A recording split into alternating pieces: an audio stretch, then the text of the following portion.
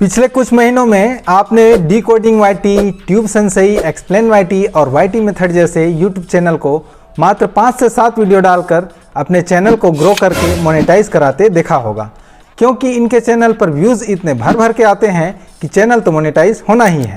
साथ ही साथ सब्सक्राइबर्स भी मल्टीपल में गेन कर रहे हैं। इतने कम समय में इतनी बड़ी सक्सेस कैसे मिला, यकीन नहीं होता होगा, क्योंकि आप लोग भी पिछले कुछ महीनों से अपने चैनल पर काम कर रहे हैं और इसी प्रकार की रीच और हाइट पाने के लिए YouTube पर वीडियो भी कंज्यूम कर रहे होंगे। एक समय के लिए भले ही आप ऐसा समझ सकते हैं कि उन्होंने मात्र 5-7 वीडियो से ही अपनी अर्निंग शुरू कर दी है, लेकिन यह सब उनके पिछले एक्सपीरियंस से संभव हो सका है। और इसका सबसे बड़ा कारण यह है कि उन्होंने शुरुआती वीडियोज़ में ही इतना अच्छा और सर्चेबल कंटेंट को एक अलग अंदाज में, एक अलग तरीके से प्रेजेंट किया है, जिससे वीडियो बहुत ही एंगेजिंग हुआ और एवरेज व्यू टाइम काफ़ी अच्छा रहा, जिससे YouTube ने इनके वीडियो को प्रमोट किया। अब आप सोच रहे होंगे कि अलग अंदाज में कैसे प्रेजेंट करते हैं, क्या अलग करना चाहिए, सर्चेबल कंटेंट कैसे बनाएं? तो आंसर बहुत ही सिंपल है। इन सभी यूट्यूबर्स ने अपने सब्जेक्ट को, अपने कंटेंट को समझाने के लिए video clips, video footage, sound effects, emojis और मोशन एंड एब्स्ट्रैक्ट बैकग्राउंड्स को अपने तरीके से एडिटिंग और यूज़ करके उसे डिफरेंट स्टाइल में प्रेजेंट किया है। अपने कंटेंट के लिए इनका जो भी रिसर्च रहता है उसमें अपना एक स्टाइल, एक टेस्ट, एक अलग अंदाज ऐड करते हैं। जैसे आपने ट्यूब सेंसई के वीडियोज़ में देखा होगा कि एक ब्लैक बैकग्राउंड में मोशन ग्राफ है और इसे अपने एडिटिंग स्किल से इन्होंने कई डिफरेंट कलर्स में, डिफरेंट इफेक्ट के साथ में यूज़ किया है, जिससे वीडियो और भी एंगेजिंग हो जाती है। अब ये तो आप समझ ही चुके हैं कि डिफरेंट स्टाइल में आपने कंटेंट को प्रेजेंट करना है, पर इसे प्रैक्टिकल में कैसे लाएं? तो इसके लिए आप काइनमास्टर से ही इस प्रकार के मोशन ग्राफ्स को अपने रिक्वायरमेंट के अनुसार क्रिएट कर सकते हैं। And if PNGs are available, आप बड़े आसानी से एनिमेशन दे सकते हैं। So let's begin. अपने रिक्वायरमेंट के अनुसार आप वीडियो क्लिप और उसमें एनिमेशन 2 प्रकार से क्रिएट कर सकते हैं। पहला सेल्फ क्रिएशन से और दूसरा PNG से। सेल्फ क्रिएशन के लिए आप काइनमास्टर के हैंड राइटिंग ऑप्शन को यूज़ कर सकते हैं, और अगर आपके पास में ग्राफ्स के PNGs अवेलेबल हैं तो उसे एनिमेशन की से वेरी इजीली डिफरेंटली एनिमेट कर सकते हैं।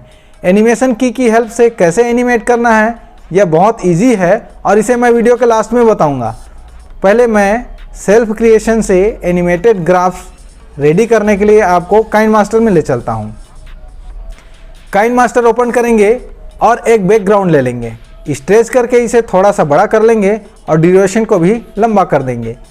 उसके बाद यहाँ लेयर्स में जाएंगे और नीचे यहाँ हैंड राइटिंग ऑप्शन में क्लिक करेंगे तो इस प्रकार से 5 डिफरेंट टैब मिलेगा, जिसमें ड्रा करने के लिए अलग अलग प्रकार के राइटिंग टूल्स दिए गए हैं। यहाँ से आप कलर चूज़ कर सकते हैं। यह दोनों इरेजर्स हैं और इससे आप टूल्स के साइज़ को मोटा और पतला कर सकते हैं। यहाँ से राइटिंग टूल का साइज़ सेलेक्ट कर लेते हैं। इस प्रकार से फिर यहाँ से कलर सेलेक्ट कर लेते हैं और इसके बाद अब यहाँ से 10 प्रकार के शेप्स अवेलेबल हैं। तो स्ट्रेट लाइन के लिए मैं इसे सेलेक्ट कर लेता हूँ और इस प्रकार से नीचे की ओर खींच लेता हूँ। उसके बाद बेस लाइन के लिए अगेन लेयर पर जाकर हैंड राइटिंग से सेम टूल को सेलेक्ट करके इस प्रकार से लाइन ड्रॉ कर लेता हूँ। अब फिर से इसी फीचर से राइटिंग टूल की साइज़ और कलर सेलेक्ट कर लेता हूँ और फिर ये फील्ड स्क्वायर शेप को सेलेक्ट करके इस प्रकार वर्टिकल बार्स ड्रा कर लेता हूँ और सेम मेथड से अलग अलग कलर्स के डिफरेंट वर्टिकल बार्स ड्रा कर लेता हूँ और ठीक इसी प्रकार से एडजस्ट करके बेस लाइन से इसे मिला लेता हूँ। इन ग्रेजुअली इंक्रीज्ड बार्स को टच करता हुआ एक मूविंग लाइन ड्रा कर लेंगे। इसके साइज और कलर्स के साथ ड्राइंग टूल से पेंसिल को सेलेक्ट कर लेंगे और इस प्रकार से लाइन ड्रा हो चुकी है। इसके लास्ट में एक स्टॉपर पॉइंट बना लेंगे। अब इन लाइन को एनिमेट करने के लिए इस लेयर को सेलेक्ट कर लेंगे, जिससे यह सभी ऑप्शन आ जाएगा। इसमें से इन एनिमेशन को क्लिक करेंगे और फिर यहाँ एनिमेशन के बहुत सारे ऑप्शन शो हो रहे हैं। इनमें से ड्रा इन ऑर्डर को सेलेक्ट करेंगे और नीचे यहाँ स्केल दिया गया है, उससे ड्यूरेशन को सेट कर लेंगे। लाइन बहुत स्पीड में ड्रा हो रही है, आप देख सकते हैं। तो इसे अपनी रिक्वायरमेंट के अनुसार बनाने के लिए टाइम ड्यूरेशन इस प्रकार से सेट कर लेंगे। यह लाइन दोबारा ड्रा करने के लिए 3 डॉट्स में जाकर डुप्लीकेट का ऑप्शन मिलेगा, यहाँ से डुप्लीकेट कर लेंगे और जहाँ से पहला लाइन एंड हो रहा है वहाँ से इसे शुरू कर लेंगे। अब 2 अलग अलग बैकग्राउंड में क्रिएट करने के लिए या अपनी डिज़ायर के अनुसार कलर देने के लिए बैकग्राउंड चेंज भी कर सकते हैं। सेकंड पार्ट में बैकग्राउंड चेंज करने के लिए यहाँ से ट्रिम राइट कर लेंगे और मीडिया ब्राउज़र में जाकर एक नया बैकग्राउंड इस प्रकार से ऐड कर लेंगे। ड्यूरेशन को बराबर करने के लिए यहाँ से ट्रिम राइट कर लेंगे और बाकी सभी लेयर्स को भी इसी के बराबर में ट्रिम राइट कर लेंगे। नेक्स्ट में अब इन कलर बार्स को एनिमेट करने के लिए एक एक करके सेलेक्ट करेंगे और इन एनिमेशन ऑप्शन से वाइप अप को सेलेक्ट करके स्केल पर जाकर रिक्वायरमेंट के अनुसार ड्यूरेशन टाइम सेट कर लेंगे और फिर लाइन और बार्स के बीच में टाइमिंग में तालमेल और एनिमेशन को स्मूथ कर लेंगे। फिर चाहिए तो अब आप बैकग्राउंड में डिज़ायर्ड कलर या एब्स्ट्रैक्ट बैकग्राउंड भी यूज़ कर सकते हैं। इस प्रकार से आपका एनिमेटेड ग्राफ रेडी हो गया है। इसे अब अपनी वीडियोस में यूज़ करने के लिए एक्सपोर्ट कर लेंगे।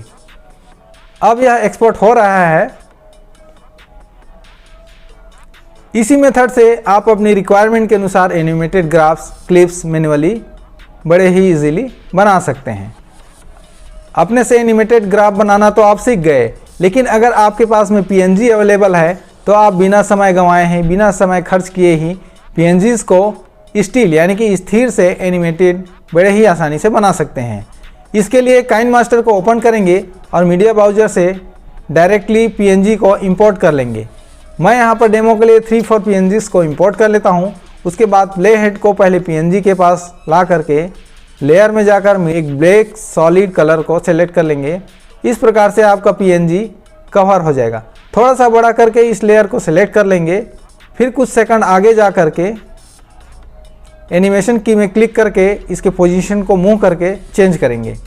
फिर कुछ समय आगे जाकर फिर एनिमेशन की में क्लिक करके इसे मूव करते हुए इसके पोजीशन को चेंज कर लेंगे।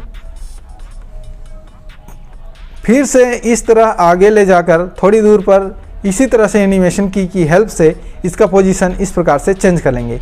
इस प्रकार से यह ग्राफ ऊपर की ओर उठती हुई लगे, इसके लिए लेयर पोजीशन को धीरे धीरे ऊपर की ओर उठाते हुए पोजीशन को सेट कर लेंगे। अब प्ले हेड को शुरू में जाकर प्ले करके देखेंगे और इस प्रकार से यह एनिमेशन रेडी हो गया है। ड्यूरेशन में कुछ ज़्यादा लग रहा है, इसीलिए इसे स्मूथ बनाने के लिए कुछ कम कर लेंगे। इसी प्रकार से सेकंड PNG को एनिमेट करने के लिए लेयर्स में जाएंगे, मीडिया में क्लिक करके इमेज एसेट से एक ब्लैक सॉलिड कलर ले लेंगे, डबल टैप करके फुल स्क्रीन में कर लेंगे और फिर PNG में एनिमेशन देने के लिए, क्योंकि यह सीधा एनिमेशन है तो एंड पोजीशन के पास में जाकर के एनिमेशन की से इसे इस प्रकार से इसका पोजीशन मूव करके लास्ट में ले जाएंगे और इस प्रकार से आप देख सकते हैं यह स्थिर PNG अब एनिमेटेड बन गया है। ठीक इसी मेथड से दूसरे, तीसरे, चौथे जितने भी आपके पास PNGs हैं उनमें एनिमेशन देना हो तो इसी प्रकार से आप बड़े ही आराम से एनिमेशन दे सकते हैं। तो इस वीडियो में मैंने काइनमास्टर के एडिटिंग फीचर से एनिमेटेड ग्राफ और वीडियो क्लिप्स बनाना तो बता दिया है, लेकिन अगर आपको काइनमास्टर से वाटरमार्क या लोगो रिमूव करना नहीं आता है तो मेरे इस राइट वाले वीडियो में जाकर देखना।